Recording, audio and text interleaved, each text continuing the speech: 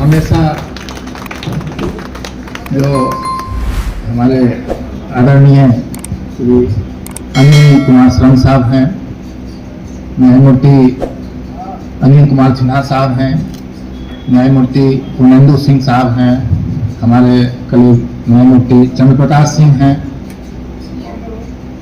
हमारे बार के अध्यक्ष, अन्य पदाधिकारीगण और जो सीनियर एडवोकेट्स हैं, सभी का नाम लेना संभव नहीं है, लेकिन मैक्सिमम का नाम मुझे याद है।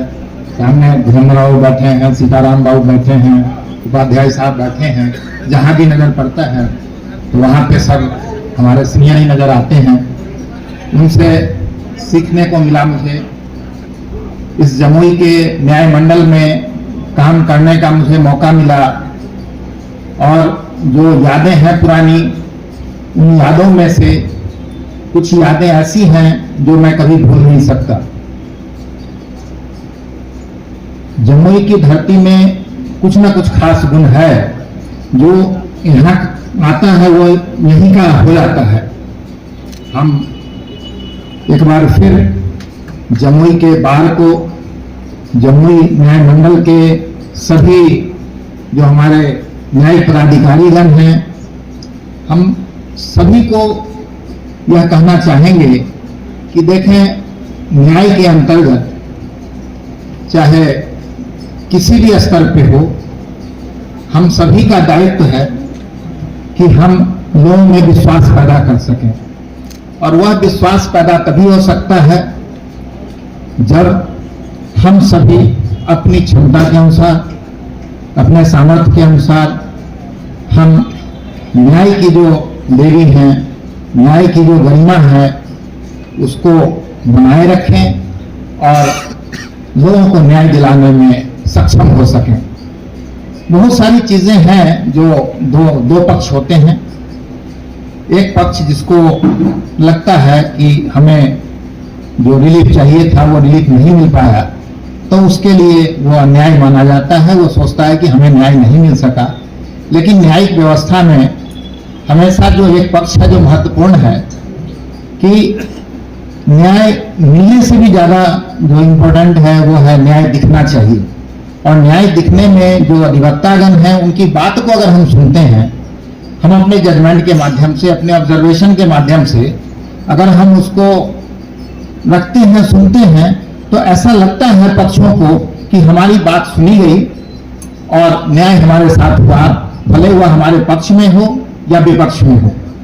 इसलिए हमेशा न्याय के दो पक्ष होते हैं और कोई जो एग्री पर्सन है उसके लिए बने हुए हैं कि अपील की है प्रोविजंस, रिविजन्स की प्रोविजंस हैं, सारी प्रोविजंस हैं जो हम सभी जानते हैं। इसलिए न्याय की परिभाषा को परिभाषित करना ही मुश्किल है। यह परिभाषा इस रूप में है कि जो सिस्टम है, सिस्टम के अंतर्गत देखें, सिस्टम में कुछ कमियां हो सकती हैं, उसको हम सभी दूर कर सकते हैं। सिस्टम को, उसमें हम सभी का योगदान है। और किसी भी स्तर पे मैं तो कहता हूं कि जो डिस्ट्रिक्ट कोर्ट्स हैं, अगर वहां जब तक आधार नहीं बनेगा तो न्याय अप टू हाईएस्ट लेवल पे कैसे मिल पाएगा। अगर हम अपनी प्लीडिंग्स को अच्छे ना करें, हम अपनी जो बातें हैं, अपने लॉ के पॉइंट्स को ना रख सकें, तब तक वो न्याय पाना किसी के लिए संभव नहीं होगा। तो जो नींव का काम होता है, वो 90% जो न्याय होता है वो डिस्ट्रिक्ट जुडिशरी के द्वारा होता है। उसमें से जो कुछ बच जाता है high court and then supreme court जाता है उस मामलों में। तो बार की भूमिका बहुत ज्यादा है। न्यायाधीश गणों की संख्या कम है। उन्हें पढ़ाने का काम, उन्हें बताने का काम अधिवक्तागण का है। क्योंकि जब तक अधिवक्तागण नहीं बताएंगे क्या रूलिंग्स हैं, जैसा भी धीरेन्द्र राव कह रहे थे, ऐसी बात सही नहीं है। अरे जो आप रूलिंग्स देते हैं उसको एनालिसिस करके हम लोग जजमेंट करते हैं, और जब तक हम रूलिंग्स को ना पढ़ें तो रूलिंग्स का क्या मतलब है कि उसकी कैसे व्याख्या की जाती है, उसके अंतर्गत है जो जब तक कि फैक्ट को ना समझे। जनरली देखते हैं कि कोर्ट के अंतर्गत सर ये रूलिंग्स है, रूलिंग्स तो बाद में आती है, पहले फैक्ट क्या है, और फैक्ट का जो कोर्ट है वो डिस्ट्रिक्ट जुडिशरी है। कुछ को छोड़ दें तो मैक्सिमम डिस्ट्रिक्ट जुडिशरी। तो स्वाभाविक है जब डिस्ट्रिक्ट जुडिशरी मेन आधार स्तंभ है तो उसके जो उस जुडिशरी के जो आधार स्तंभ अधिवक्तागण हैं, क्योंकि देखें जो जज हैं वो तो कुछ समय के लिए आते हैं और फिर चले जाते हैं, दूसरी जगह स्थानांतरण होता है, लेकिन अधिवक्ता तो वहीं पे बने रहते हैं। मैं 12 साल के बाद भी आया हूं तो वही अधिवक्तागण जो सीनियर हैं जो भी हैं, उस समय जब हम थे यहाँ पे तो अमित जी ने शायद कुछ समय हुआ था वकालती शुरू की थी, लेकिन आज देख रहे हैं कि परिपक्व हैं हमारे जो बुजुर्ग लोग हैं, जो उस समय में यंग थे, अब धीरे धीरे परिपक्वता की ओर आ रहे हैं। इनके आशीर्वाद से जो बार का जो स्टैंडर्ड जो बढ़ना चाहिए बना हुआ है, लेकिन और बढ़ सकता है। हम लोग तो बोलने वाले कम हैं, सुनने वाले ज्यादा हैं।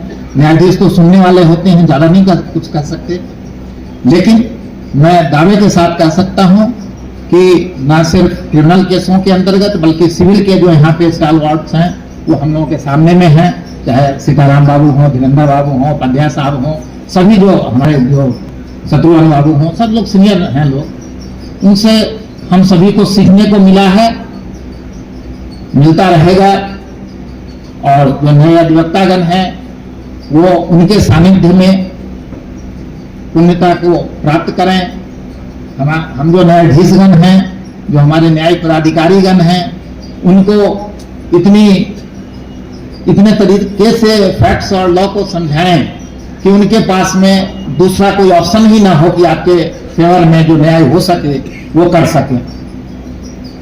समय कम है, मैं दोबारा से इस बार को यहाँ पे जितने अधिवक्तागण हैं, अन्य लोग हैं और जमुई की धरती को दोबारा प्रणाम करते हुए मैं अपना स्थान ग्रहण करता हूँ और आशा करता हूँ कि जब कभी मौका मिलेगा मैं जरूर जमुई आने का प्रयास करूँगा।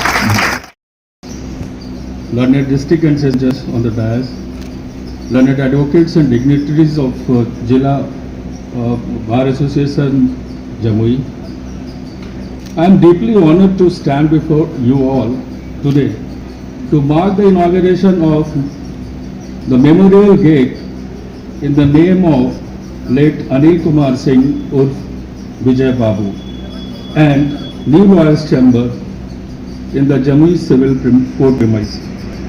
This momentous occasion is a testament to the growth and development of our legal fraternity in this region. As we congregate today, we celebrate not only the physical infrastructure of lawyers' chambers, but also the values of justice, equality, and fairness that we, as judges and advocates, together strive to uphold. We envision our advocates' chambers as hubs of legal excellence, a place wherein advocates and litigants can engage in meaningful discussion, work and collaborate on complex aspects of law that shall further enhance the legal acumen of the district judiciary. We hereby also aim to provide pro bono services to the needy, promoting aims to justice for the marginalized and underprivileged. Modern day judiciary are riddled with unexpected challenges, and it is not only our collective determined pursuit that would hold the promise. It was gratifying to learn about the pioneering efforts put by Bar Association Jamui for manifesting and fabricating the Advocates Chambers building. I would further like to extend my sincerest gratitude to my brother judges for gracing this occasion. Your presence and efforts are testament to the importance of this milestone event. Let us use this space with integrity, dedication, and a commitment to upholding the rule of law.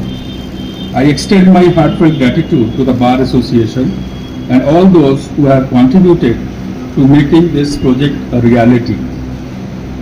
I did not have the occasion to meet late Anil Kumar Singh, in whose memory today a gate has been inaugurated, but I have gone through the biography provided to his biography provided to me.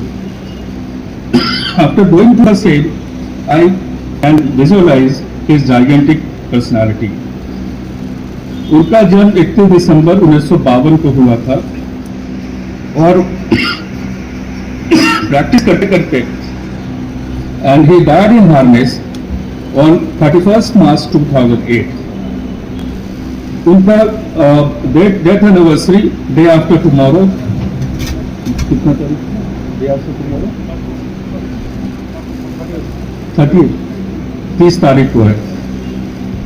वो करीब 30 वर्षों तक जमुई में इस premises में वकालत उन्होंने किया और लोग अपर लोक अभियोजक के तौर पर भी जमुई अदालत में अपनी सेवा दी है। अपनी पारिवारिक पृष्ठभूमि में स्वर्गीय अनिल बाबू जमुई कोर्ट में अपनी तीसरी पीढ़ी के नुमाइंदे थे। उनकी चौथी पीढ़ी अभी फिलहाल प्रैक्टिस में है, वो इस कोर्ट में, अब पटना हाई कोर्ट में। उनके लड़के विशाल कुमार एंड विवेक जी यहाँ पे प्रैक्टिस करते हैं, विशाल पटना हाई कोर्ट में है। अब वो लोग फोर्थ जनरेशन लॉयर हैं। इतने बड़े पर्सनालिटी को याद करना और उनके याद में एक मेमोरियल गेट बनाना, ये बहुत बड़ा काम आज के दिन किया गया है बिहार जमुई के विकास संघ के द्वारा और उनके फैमिली मेंबर्स के द्वारा। आज का दिन मेरे लिए बहुत ही मोमेंटस है। इतने सारे advocates and other office bearers of this cases सब लोग मौजूद हैं सुबह से लेकर अभी तक। हमको आश्चर्य हो रहा है कि इतने सारे वकील और इतने सारे लोग अपना बहुमूल्य समय इतने देर तक देख के बैठे हुए हैं। उसके लिए बहुत बहुत धन्यवाद, बहुत बहुत आप लोगों को बधाई भी न्याय चैम्बर के लिए। And at last, I will say, let us join our strength to build a stronger, more just society where rule of law reigns supremely. Thank you.